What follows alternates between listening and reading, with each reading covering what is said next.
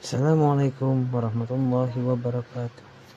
Kembali lagi bersama Sublahan Radio.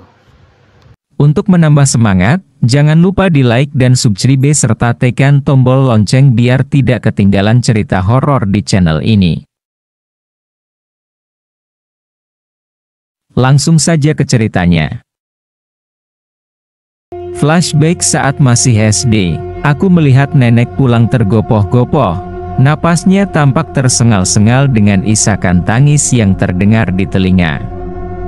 Sepatu karet yang biasa dipakai saat bekerja di kebun tebu dilepas dan diletakkan sekenanya di teras. Tik, etik, Darti kepleset di kali lompatan, tenggelam, belum ditemukan sejak tadi, teriaknya memanggil ibu seraya menyampaikan kabar. "Enduk, emakmu kemana?" sambungnya kemudian, menanyakan keberadaan ibu. Iya, Embok," sahut ibu yang muncul dari pintu dapur dengan membawa sayur yang telah disiangi dalam baskom.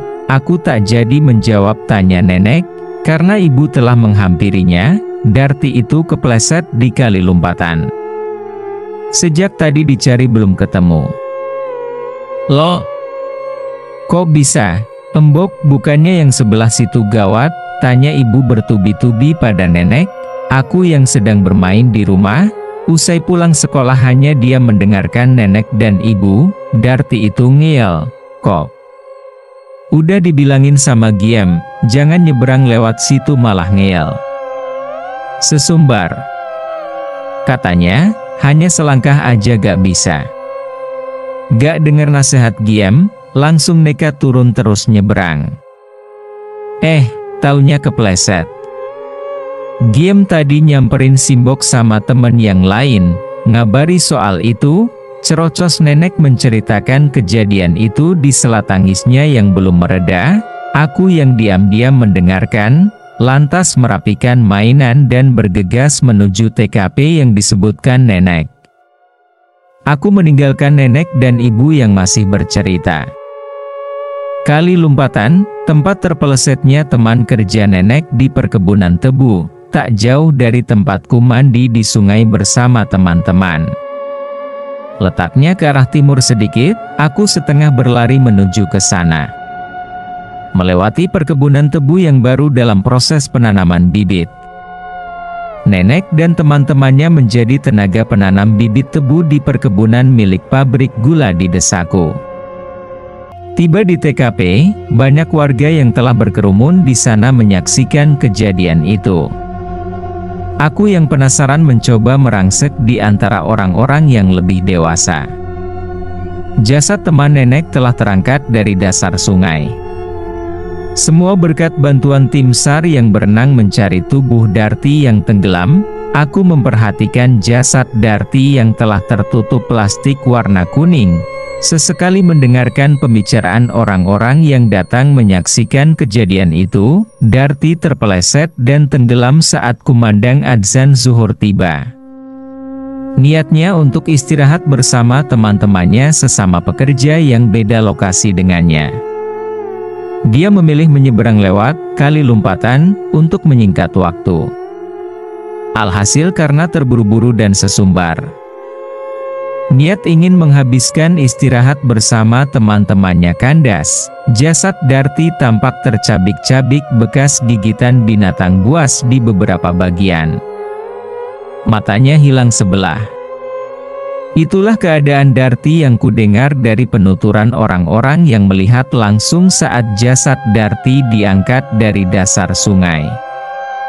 Aku mengendikkan bahu. Ngeri dan menyeramkan. Aku yang telah lega karena penasaran, akhirnya pulang. Orang-orang pun juga membubarkan diri, satu persatu berlalu dari TKP karena matahari telah bergerak ke arah barat menuju petang. Beberapa tahun kemudian, aku bermain ke rumah bibi di desa sebelah dengan mengendarai sepeda ontel. "Enduk, jam segini kok main ke sini?" "Disuruh mamakmu." "Toh," tanyanya, saat melihatku meletakkan sepeda di teras. "Gak cuma main." "Lah sampean mau kemana?" "Mau ke rumah orang yang meninggal," tenggelam di kali tadi siang. Mayatnya udah ketemu, dan diantar ke rumahnya. Mau ikut? Toh, aku mengangguk. Lantas Bibi menggandeng lenganku berjalan menuju rumah orang yang meninggal karena tenggelam di sungai. Tiba di tempat, aku memandang sekeliling. Kursi plastik telah berderet di halaman, suara isak tangis keluarga terdengar juga hingga keluar. Aku menunggu Bibi di halaman. Aku mendengarkan pembicaraan sebagian pelayat yang keluar masuk dari ruangan, di mana mayat telah dibaringkan. Dari penuturan mereka, tubuh orang yang meninggal itu juga tercabik-cabik, matanya pun hilang sebelah. Dia terpeleset dan tenggelam di sungai yang masih satu jurusan dengan kali lumpatan, saat mau mencari sebatang bambu yang tumbuh di tepi sungai.